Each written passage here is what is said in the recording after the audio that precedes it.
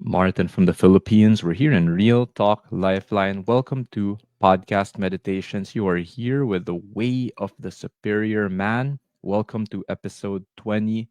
In this episode, we will be talking about how to turn a woman's attractiveness, her looks, her beauty, into a strength, not a weakness. Also, we will be talking about topics here that are more mature. So we are not gonna tap dance around the truth here in Real Talk Lifeline. We give it to you real, raw, authentic.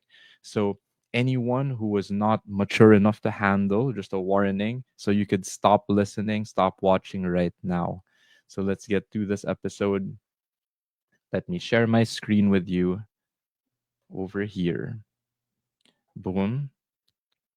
As you could see, let me move things out of the way like that. And don't worry, I will be zooming in on full screen over here. Is that good enough? Or do you want even a little closer? There we go. So let's begin. Use her attractiveness as a slingshot through appearance. What does this mean?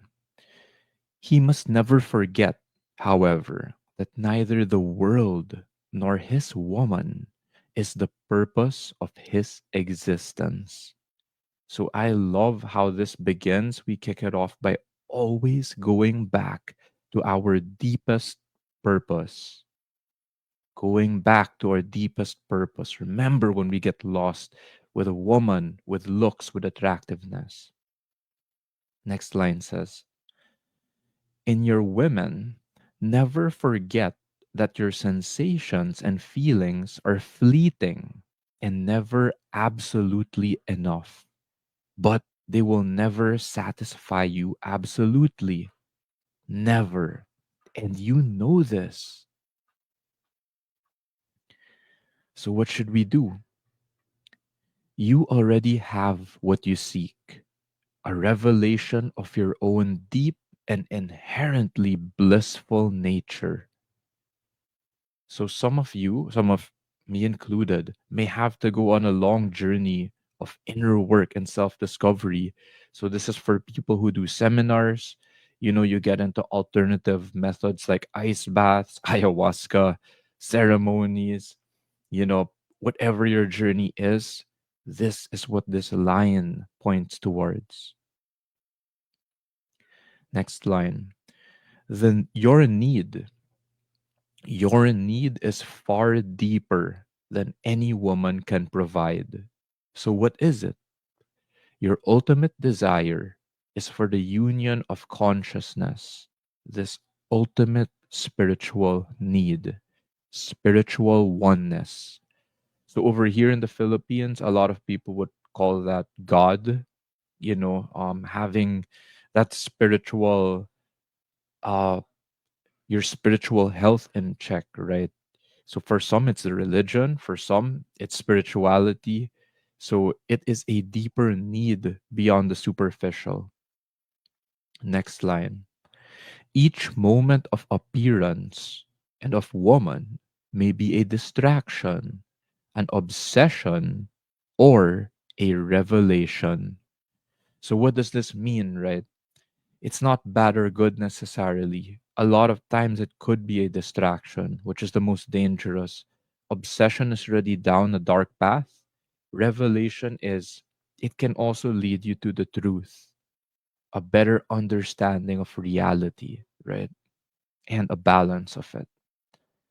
So, next, we go to part seven, body practices. So, again, this is more mature, a little more R18, adult, you know. So, people who are not mature or not ready for this, feel free to stop listening. But here I am not going to tap dance around the truth. I will say it anyway. That's how we do it in Real Talk Lifeline. So, this chapter is called Ejaculation Should Be Converted or Consciously Chosen. So, for those listening in and they're like, what is that? So, for a guy, that's when a guy comes, orgasms, or, you know, something comes out of his his genital, his thing, his manhood, right? So, what does this mean? There are many physical and spiritual reasons why ejaculation should be converted, but there are relational reasons also. When a man has no control, he creates ongoing distrust in his woman. So she can't trust him if he has no control over himself, his feelings, his emotions, or his bodily urges. But as you live your life with more and more true purpose, you won't accumulate so much tension during the day. What this means is going back, when we go back to our deepest purpose, we feel less distracted, we have less temptation, and less of these thoughts or urges arise when we are on our path, when we are on our true purpose. Next line. You will settle to be comfortable, but you will find that you would rather watch TV than write your novel, meditate, or make that important phone call. Speaking of, I just did. um, Side note, that's just me being a responsible gun owner because I don't want to go to jail. So that's my gun registrations, my renewals, like that. Why? If we don't have that focus, this can drain you of the cutting through energy that is necessary to pierce lethargy. So, lethargy is like when you're feeling lazy, tired, sluggish. I just want to stay in bed. So, if we don't control that urge, right, it can drain our energy and we won't have that cutting through energy, that sharpness, right, to do more important tasks, right, aligned with our purpose. You have allowed temporary pleasures to diminish your capacity for fullest consciousness. You will likewise succumb to the world. What does this mean?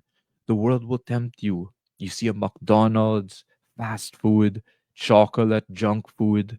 And if we don't control these urges, meaning channel it, manage it in a healthy, constructive way, then all of temptation, it will be easier to fall into that. No control.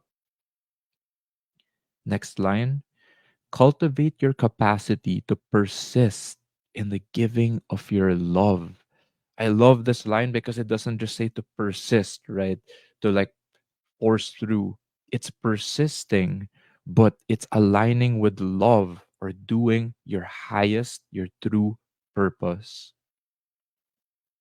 Let's move forward, let's flow. The world will constantly test your capacity to give your gift in the face of refusal.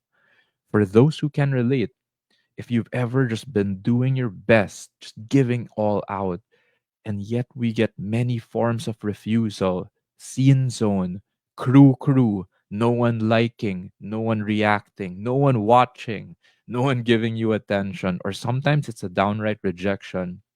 That's how the world works. It will constantly test us as we give our gift our best, as we give our purpose.